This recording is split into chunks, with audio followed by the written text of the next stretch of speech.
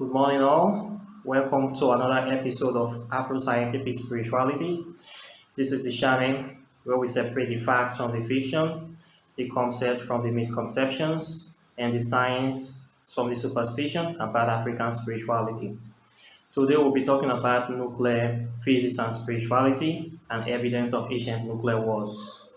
So, contrary to the common assertion that modern day science discovered nuclear energy in this current dispensation, we have been able to discover so many evidence of the use and the applications of ancient nuclear weapons on this planet.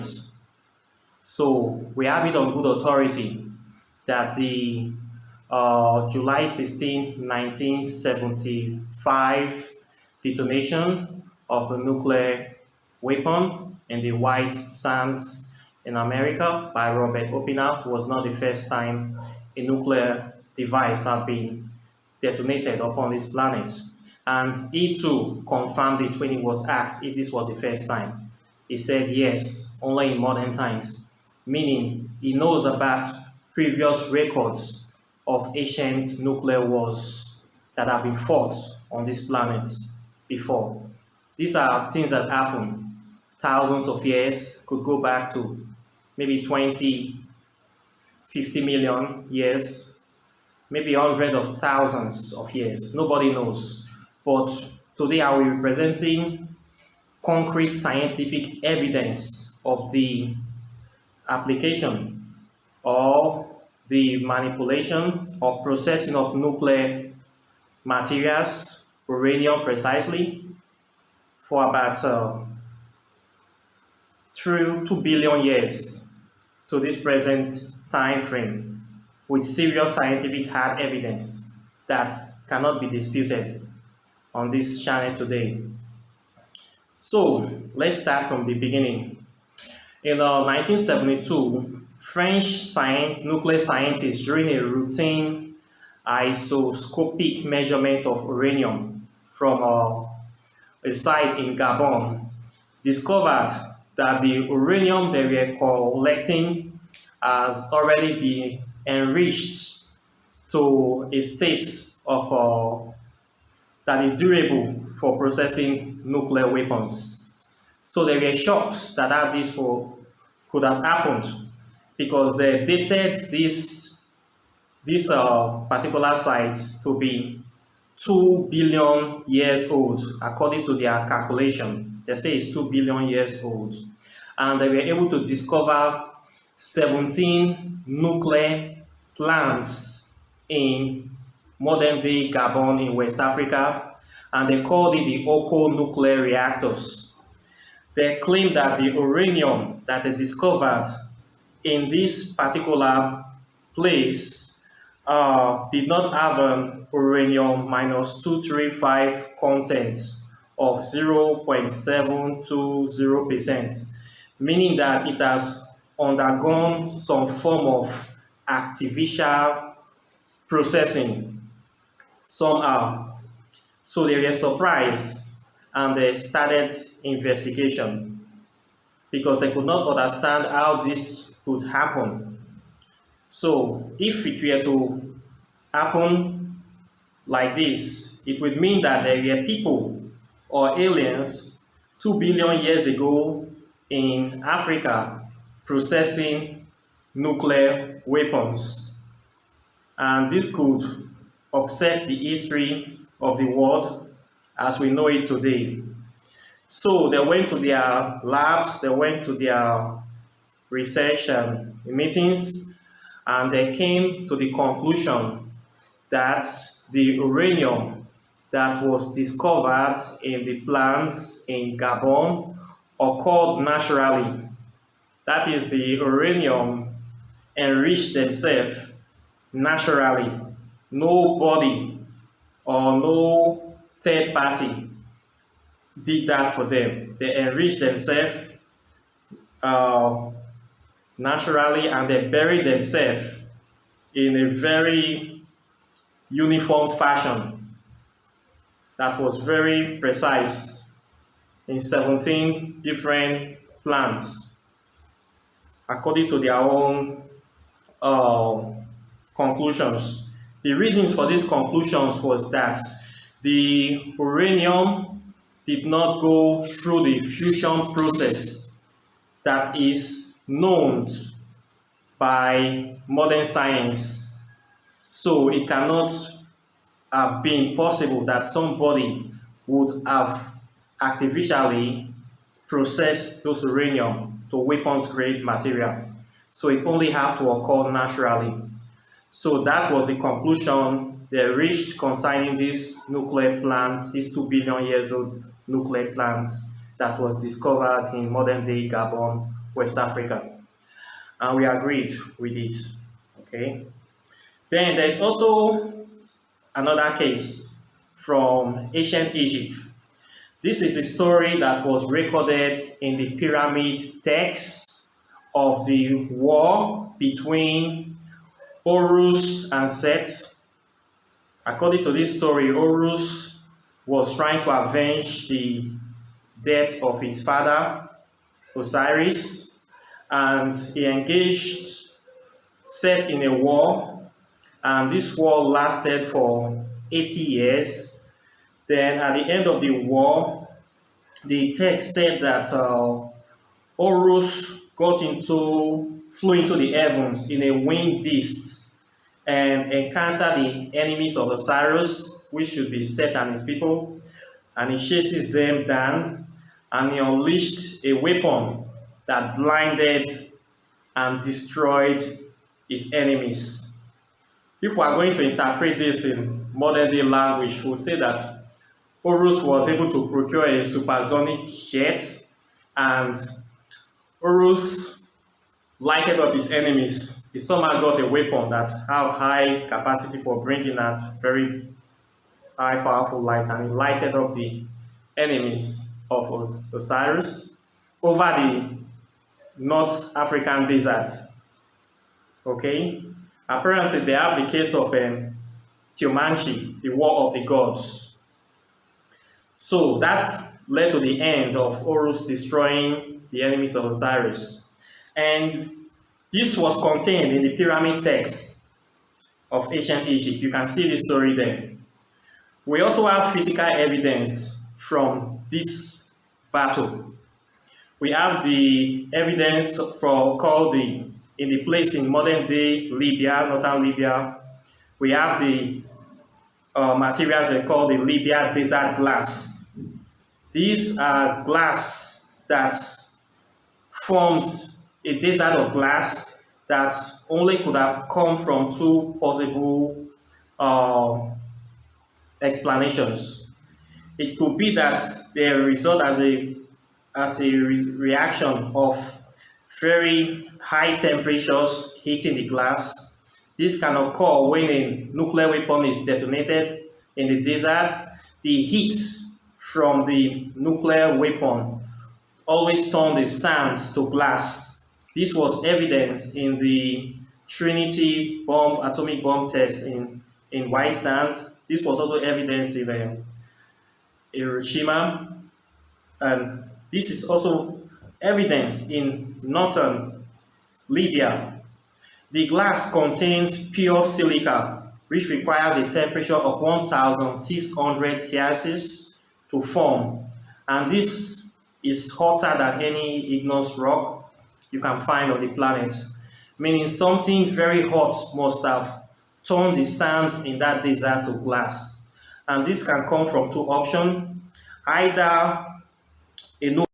This can result from either a nuclear weapon being detonated on the planet, or a comet that flew from outer space hits the desert and turned the sand to glass. So we have this story from ancient Egypt that there was a war between the people of Set and people of Horus, and one side, the victors, which wrote this down, were able to get a high caliber weapon and then neutralize the other side. They blew them out of existence, and that place is actually a desert till today. We have that story we have the physical evidence. Some scientists are also disproving this fact of naturally occurring. We say, okay, if it's naturally occurring, if you look in the Ebers Papyrus from ancient Egypt as well, which is one of the oldest medical papyrus in the world, it contains remedy for radiation sickness. This sickness was described as the symptoms are synonymous with those you have from radiation, of fingernails falling off, hair falling off, people getting sick, and they were using what they call them copper complexes to treat this illness. They were also using it as a form of radiotherapy. So, meaning the people of ancient Egypt may have known about the effects of nuclear radiation, meaning they might have encountered nuclear wars during their time for them to have this remedy, this treatment in their medical books. And this Libya desert glass, this site in Libya is estimated to be 28 million years old. Meaning whatever war was fought or whatever caused this glass to be in that desert happened 28 million years ago on this planet. So once again, we have a story, and this story was recorded by the people that claim it happened a long, long time ago in their history. Once again, we have a story, we have physical evidence to prove that story. Okay? Then we have another case again. This one is very popular and very recent. This is the evidence from the Indus Valley, Mohenjo-Daro.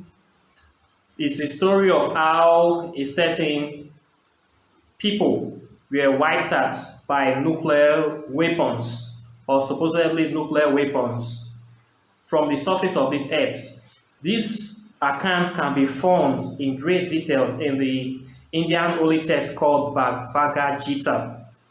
And in the Bhagavad Gita, there is a book called the Book of Drona. It clearly described the use of magical weapons in a war that was called the War of the Gods. The weapons were called Astra, and they claimed that these weapons could destroy entire enemies, causing crowds of warriors with steeds and elephants and weapons to be carried away as if they were dry trees. He said another weapon was described as producing vertical billowing smoke clouds that opens consecutively like giant umbrellas, reminiscent of massive rising mushroom clouds produced by the Trinity tests in America. Then the text also said that among the most destructive of this astra was the Brahmastra, created by the god Brahma.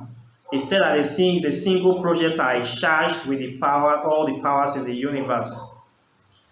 And it's also said that it's an unknown weapon, an iron thunderbolt, a gigantic messenger of death which could reduce an entire race to ashes. And there was neither a counter-strike or defense that could stop this weapon. What I see there describing in this text is a missile, an interballistic nuclear warhead missile. He also described the weapon as producing an incandescent column of smoke and flames as bright as 10,000 suns that rose in its splendors. Then, afterwards, corpses were burned to be unrecognizable, the hairs and fingernails fell out, poultry broke without any apparent cause, and birds turned white. And after a few hours, all the foodstuff were infected. Narration of radiation infecting everything. There is no question that this is a nuclear weapon that they were describing in this holy text. He also said that any target that is hit by the Brahmastra can utterly destroy lands and will turn them lifeless.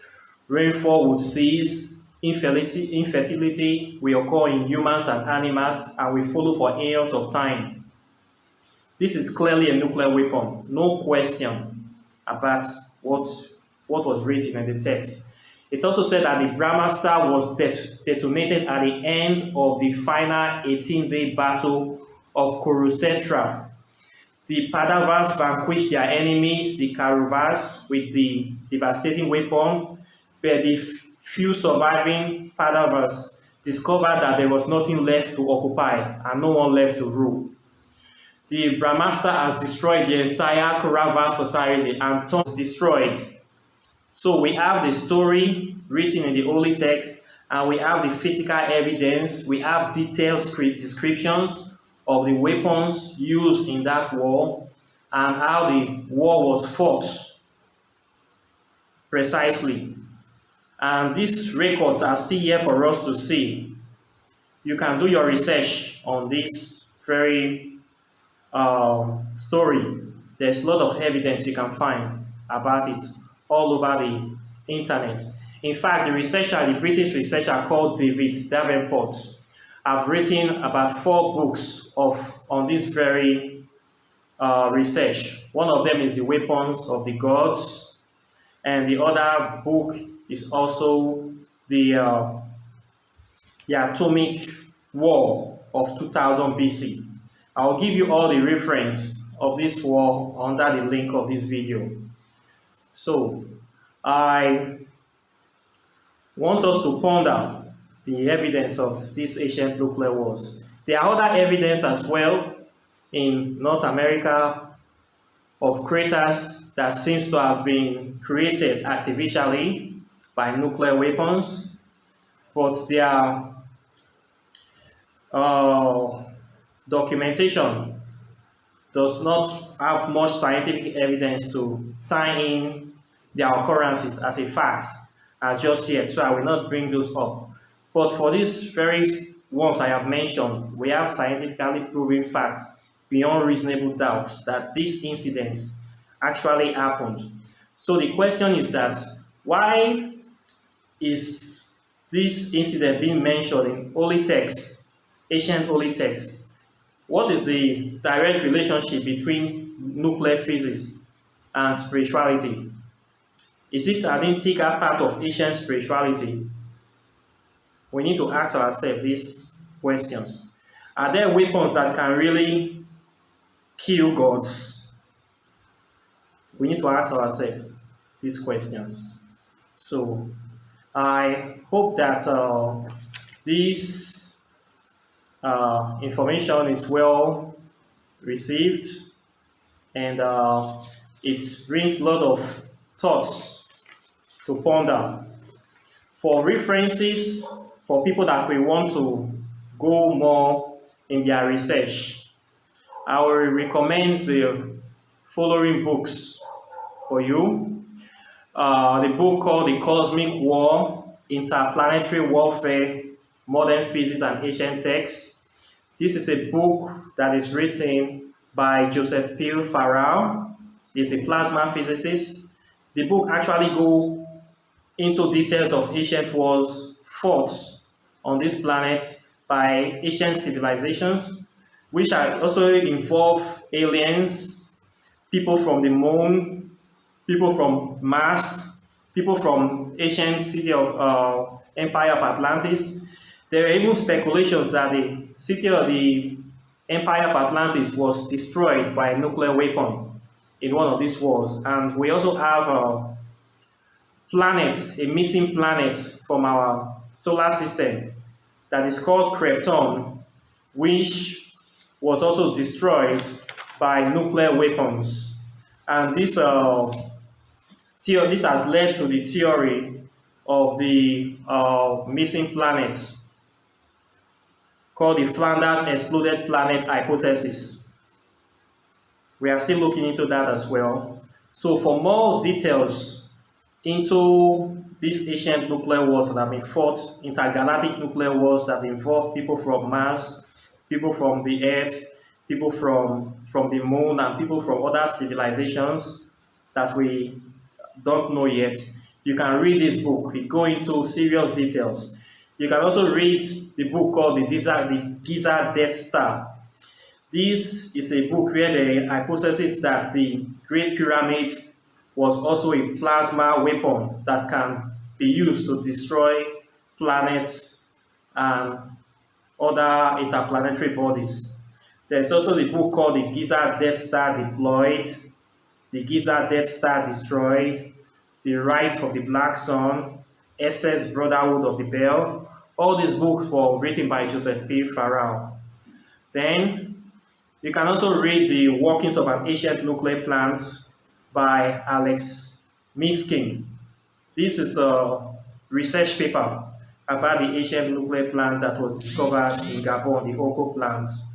Then there's also the book of Weapons of the Gods by David Davenport, and Atomic Destruction in 2000 BC, also by David Davenport.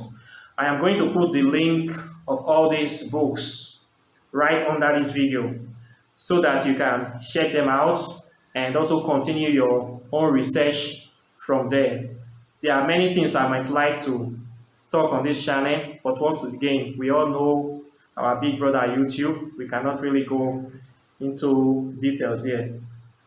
So I hope that this information is well received.